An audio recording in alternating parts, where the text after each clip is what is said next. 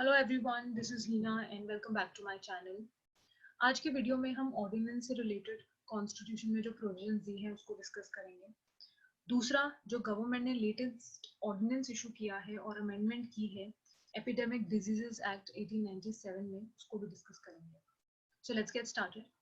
सबसे पहले समझते हैं ऑर्डिनेंस होता क्या है। ऑर्डिनेंस लॉ की तरह ही काम करता है। फर्क इतना है कि जो लॉ है वो जनरली पार्लियामेंट उसको फॉर्मुलेट करती है, उसको इशू करती है।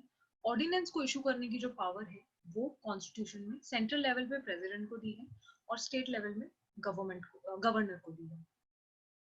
लेकिन इस पावर को यूज करने से पहले दो कंडीशंस फुलफिल होनी बहुत जरूरी है। सबसे पहले, legislature is not in session, यानी कि जब पार्लियामेंट के जो दो हाउसेस हैं, लोकसभा और राज्यसभा, वो जब सेशन में नहीं होंगे उस वक्त प्रेसिडेंट अपनी इस पावर को यूज कर सकते हैं और ऑर्डिनेंस इशू कर सकते हैं। दूसरा पॉइंट, कि अगर लोकसभा और राज्यसभा में से एक हाउस भी है सेशन में और दूसरा नहीं है, तब भी प्रेसिडेंट अपनी इस पावर को यूज करके ऑर्डिनेंस इशू कर सकते हैं। क्यों? क्योंकि अगर एक हाउस भी है सेशन में तो भी लेजिस्लेचर लॉ नहीं पास कर सकती, क्योंकि जो पार्लियामेंट के पास पावर है, लोकसभा और राज्यसभा दोनों को ही उस लॉ को पास करना पड़ेगा। तो ये यहाँ से इस पॉइंट से क्वेश्चन आता है कि when both the houses are not in session, of course तब तो प्रेसिडेंट के पास है ही पावर, मगर एक हाउस भी अगर सेशन में नहीं है तब भी president can use his power given under article 123 and promulgate an ordinance. जो दूसरा पॉइंट है वो है इमीडिएट एक्शन का। इमीडिएट एक्शन की रिक्वायरमेंट होनी चाहिए, यानी कि अगर प्रेसिडेंट सेटिस्फाइड नहीं है कि इमीडिएट एक्शन लेने की जरूरत है नहीं है, तब वो ऑर्डिनेंस इशू नहीं कर सकते। So important point is president has to be satisfied कि सर्कमस्टेंसेस जो हैं उसको टैकल करने के लिए, उसे डील करने के लिए इमीडिएट एक्शन लेना पड़ेगा, तभी वो ऑर्डिनेंस को इशू करेंगे। यानी कि पार्लियामेंट के सेशन में आने का इंतजार नहीं किया जा सकता। The present circumstances require taking an immediate action, तो प्रेसिडेंट अपनी इस पावर को यूज कर सकते हैं। एक केस था, RC Cooper versus Union of India.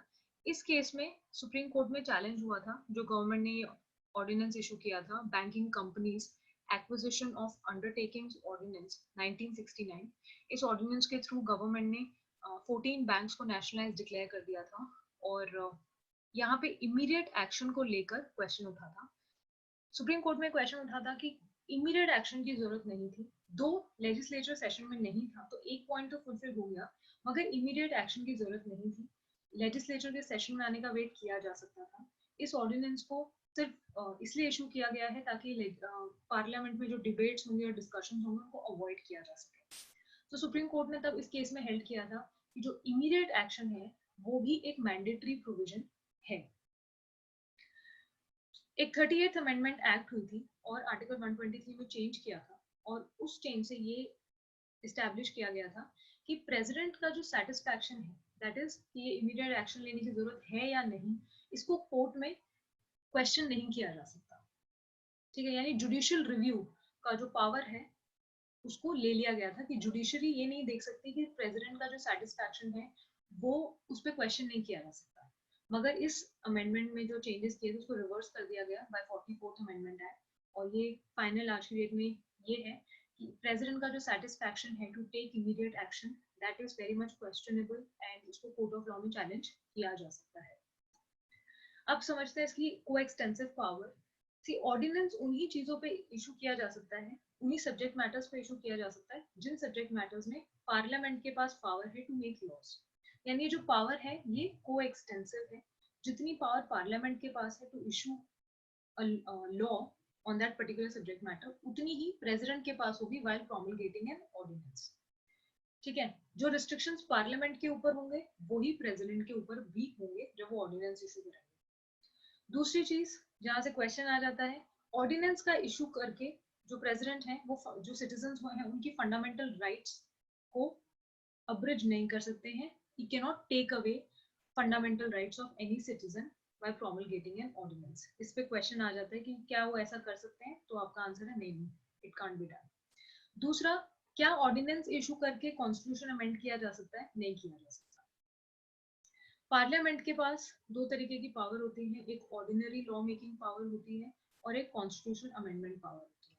जो प्रेसिडेंट के पास ऑर्डिनेंस मेकिंग पावर है, वो एक्सटेंसिव है with this power of the parliament, यानी ऑर्डिनरी लॉ मेकिंग पावर जो पार्लियामेंट की है, जिन सब्जेक्ट मैटर्स पे वो ऑर्डिनरीली लॉ बना सकती है, उन्हीं सब्जेक्ट मैटर्स पे प्रेसिडेंट कैन इशू ऑर्डिनेंस, मगर वो कॉन्स्टिट्यूशन को अमेंड नहीं कर सकते bye issuing an ordinance.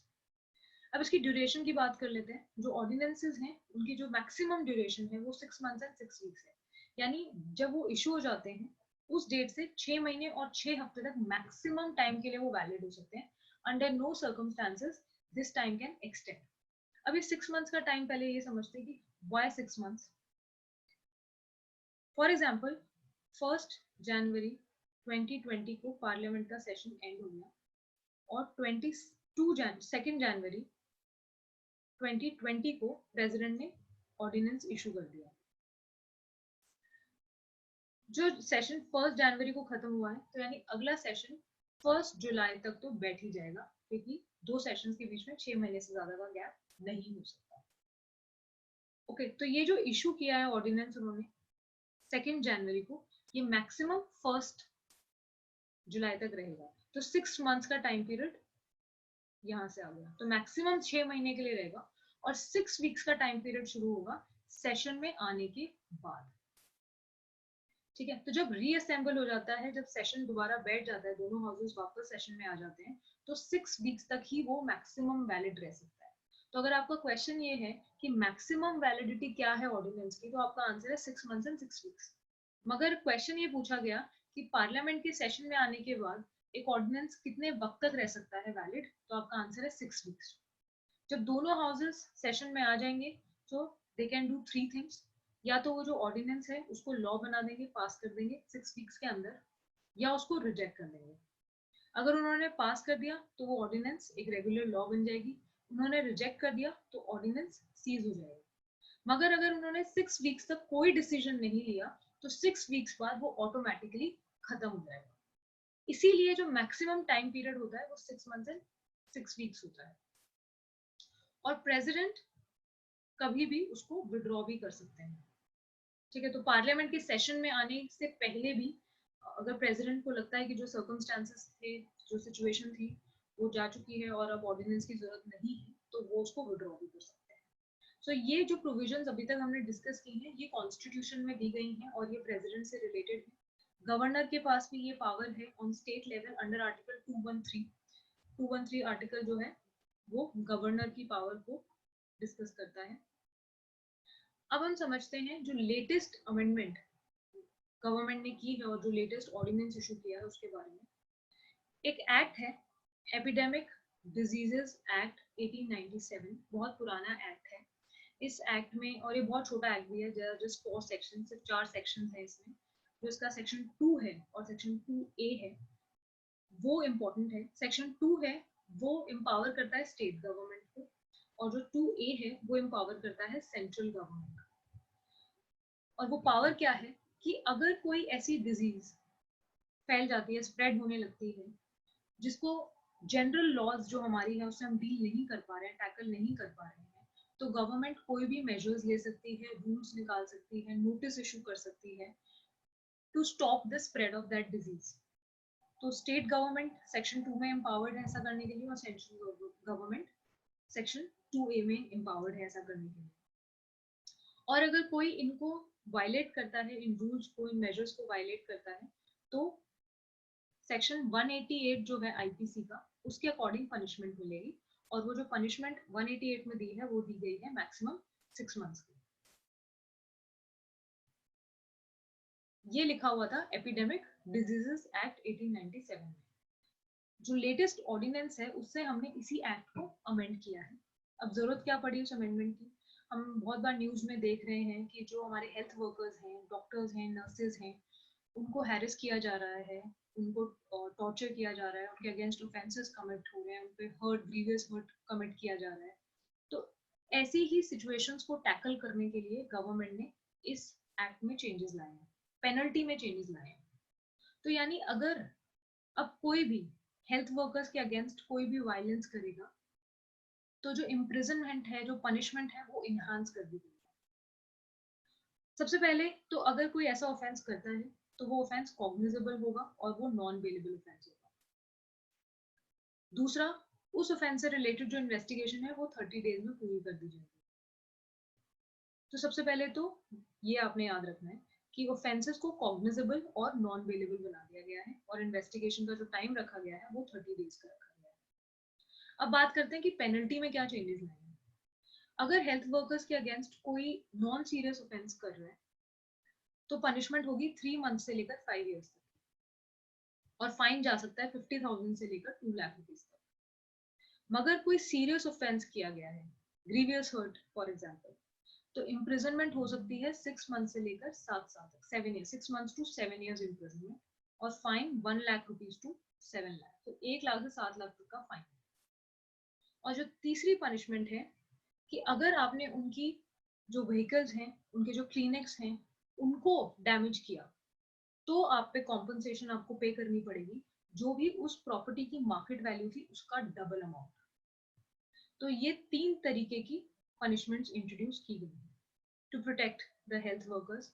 Of course government को ऐसा करना पड़ रहा है, इट्स सैड, ये अंडरस्टैंडेबल चीज है कि the health workers are actually working at the moment, और मगर of course there are certain sections of society who doesn't understand this, so it is a great initiative by the government to protect them and to encourage and motivate them also. तो ये 3 punishments हैं जो दी गई हैं। अब आपके exams में इससे रिलेटेड क्वेश्चन इजीली आ सकता है। तो सबसे पहले ये पनिशमेंट है, अगर सीरियस ऑफेंस नहीं है तो 3 मंथ्स टू 5 ईयर्स इम्प्रिजनमेंट हो जाएगी, और सीरियस ऑफेंस है तो 6 मंथ्स टू 7 ईयर्स, और फाइन भी उस हिसाब से चेंज हो जाएगा। दूसरा, कॉग्निजेबल और नॉन बेलेबल ऑफेंस कर दिया, और इन्वेस्टिगेशन का टाइम भी 30 डेज है, यानी 30 डेज के अंदर अंदर इन्वेस्टिगेशन फिनिश कर देंगे। सो ये है आपका the epidemic diseases amendment ordinance 2020। Important है, एग्जामिनेशन पॉइंट ऑफ व्यू से भी इससे रिलेटेड बिल्कुल क्वेश्चन आ सकता है, और कॉन्स्टिट्यूशन प्रोविजंस जो दी गई हैं वो आर्टिकल 123 में दी गई है। So thank you so much for watching, and if you liked our video then please subscribe to our channel. Thank you.